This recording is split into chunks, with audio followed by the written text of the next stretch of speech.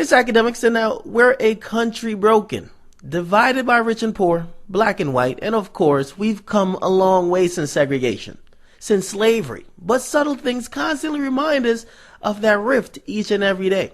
There's no middle ground no more. We have people on one side blaming the other without seeing what the other side's really trying to say, or even trying to exhibit the ability to compromise. We have many African Americans. They're blaming the cops and they're blaming white supremacy for everything that goes wrong with the advancement of colored folks. Then we have the other side that's blaming African Americans, black on black crime, for the lack of advancement and progress. Now, it's the same propaganda over and over, right? It's like the Democrats and it's like Republicans. It's like either or. It can't be a little bit of both. It can't be a little bit of this and a little bit of that. You can't add a little bit of salt and a little bit of pepper. Has to be either or. Now we see selective outrage where only certain things get our attention in masses. Only certain things make us want to riot, march, protest, and even activate our activism on Twitter. While others are ignored, some are considered, some shit is just considered the norm. Now, if you haven't gotten to what I'm alluding to, because I was waiting for tonight, really, to figure out, is CNN going to stop the suspense and just let me know if I'm going to be extra pro-black tomorrow, or if I could just go back to start worrying about the whether or not the Migos are going to be relinquished of their next chain, right? Now, the investigation and the grand jury proceedings from the Mike Brown / Darren Wilson incident has concluded. And now a jury of 12, 9 whites and 3 blacks, have said that there will be no charges filed. Now, if you guys have been keeping up with the news, riots have started in Ferguson, Foot Locker, the Weave Shop, the Spreewell Rim Shop, and of course, the liquor store all raided. Lil Boosie is a soundtrack not to peaceful protests, but rather savages who are opportunists who run in just to take advantage. The hard-working protesters, right? They've been on the ground for like 3 months. They're doing it correctly. They're peacefully organizing and just expressing one of their constitutional rights. They're now left helpless. They're looking for answers, then they're trying to remain peaceful.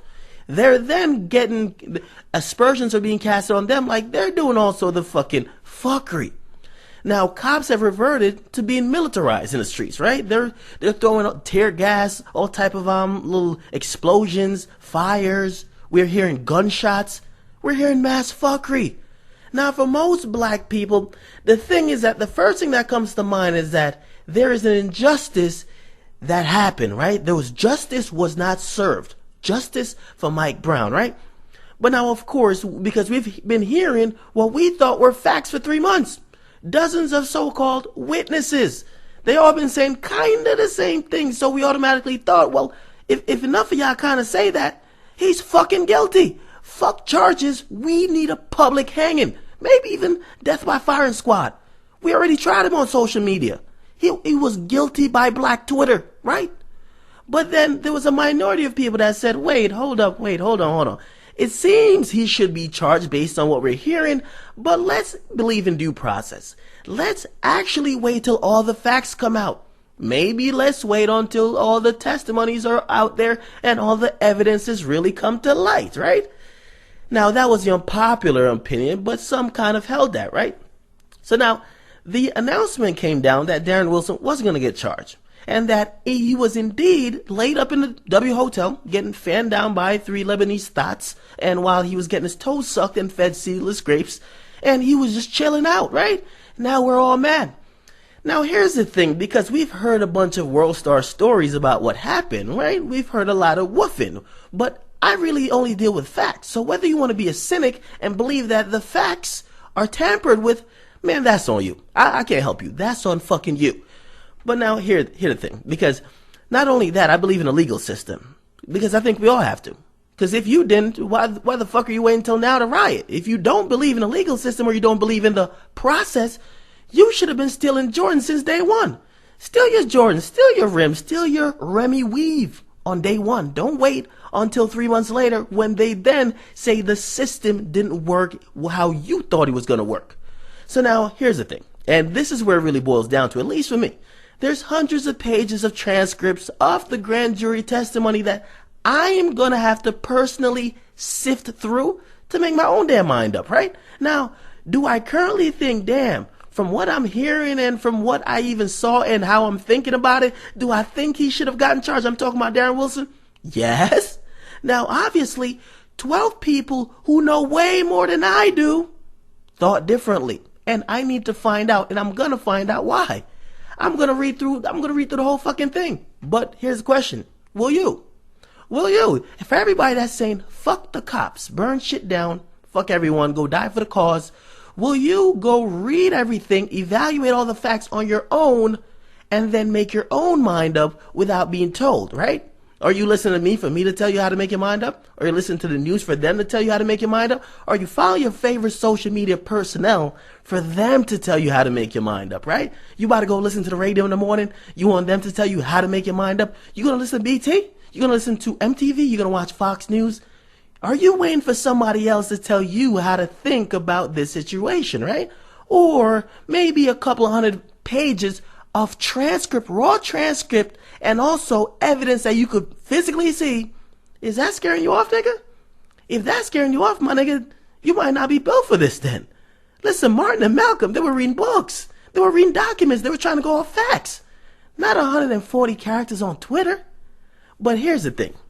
This shit's hilarious to me because in some extent, and I'm not talking about the decision, but in the aftermath, right? Opportunists, they're raiding shit, and then you see even CNN, they're trying to film them. And this is what they say to CNN. Fuck no, they start throwing shit at CNN, right? They basically said, man, fuck you. You ain't world star, nigga. Go back to covering ISIS. Don Lemon, get your anti-rape kid ass on out of here. We only allow world star to film our crimes, not you. That shit was hilarious. But yeah, listen, CNN hosts, they're taking tear gas like it ain't nothing, man. They're trying to document this whole period. It's going to go down in American history. It's like Diddy taught them how to get the footage. You got their eyes watering and shit. They're about to pass out, their throat tightening up. And they're still keeping rolling. They're still not even saying, at some point I would have been like, nigga, fucking run. I would have said, cut the fucking tape, I'm out. But obviously, they got to be getting some six-figure salaries. They work for a national news media outlet. But that's dedication. That's some Diddy shit. Didn't Diddy say, yo, never stop the footage? There's some new devices I could revive a motherfucker? But that's what it is. So here it is, though. Because some of the details, though, surrounding the whole story sounds kind of wild, man. At least when the guy from the when the guy from the St. Louis DA office was speaking, he said, and some of the stuff I'm like, he says Darren Wilson shot over 10 times. And I'm like, I'm like, bruh, I play Call of Duty. I play GTA 9 Chirac. I've never even have to shoot 10 times at fucking zombies. They already dead. I've never had to shoot at fucking savages in GTA 9 Chirac. And that's before I even put my cheat codes on. So here's the sad reality in this whole thing. Because there's a deep sadness that's in this whole thing, right? The deep sadness is that, listen, the people who really win in this decision and in this situation are two people. Only two people. The racists and also the race baiters, right? They both have agendas that they are fueled by when these things happen. They get a lot of money. And the world goes around when people get money. If you can make a business out of something, people will do it. So the race baiters, they're going to get more fodder for whatever propaganda that the U.S., that they've been pushing in the U.S. Like they want to say the U.S. is nothing but a racist society where white cops are only killing black men and they're killing them in a huge amounts. When in reality, it's kind of the minority. I mean, Mayor Giuliani, even though he only presented one side, there was some statistical truth to what he said. White cops aren't killing black men at an alarming rate when it comes, or when it compares to black men dying. Now, does it make it right? Obviously not. Also, the cops are sworn to protect. That makes it a little bit worse. But still, the facts exist, right? The facts and the numbers do exist. But now even the racists, they're saying, yo, good. I'm glad it kind of came off like that. Now I know the value of a black life. It ain't shit. Fuck them niggas, literally. And then you have blacks even saying, man, fuck all them crackers. See, you see what they do to us? Fuck all white people. This is how they think.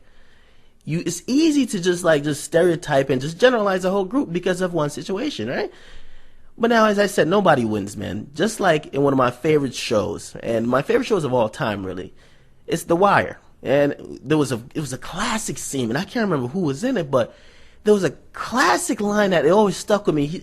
It was a conversation between two people at the end, and they were like, "Yo, so wait, who wins in all of this?" And I think they were talking about the drug game, but it's even it's applicable to even this. It says, "So who really wins in all of this?" And then the perfect answer came out, which definitely applies to this. The answer was, nobody wins. Just one side loses slower than the other. So yeah, man, what do you guys think about this? Darren Wilson, he will not be charged. Maybe he'll be brought in court upon some civil charges, but there will be no criminal charge laid against him by the DA's office. So get in the comment box, make sure you guys like. It's your boy DJ Akademiks, man. I'm out.